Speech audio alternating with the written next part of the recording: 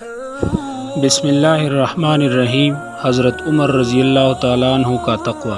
حضرت ایاس بن سلمہ اپنے والد حضرت سلمہ سے نقل کرتے ہیں کہ انہوں نے کہا، ایک مرتبہ حضرت عمر بن خطاب رضی اللہ تعالیٰ عنہ بازار سے گزرے، ان کے ہاتھ میں کوڑا بھی تھا۔ انہوں نے آہستہ سے وہ کوڑا مجھے مارا جو میرے کپڑے کے کنارے کو لگ گیا، اور فرمایا، راستے سے ہٹ جاؤ۔ جب اگلا سال آیا تو آپ کی مجھ سے ملاقات ہوئی۔ مجھ سے کہا، اے سلمہ، کیا تمہارا حج کا ارادہ ہے؟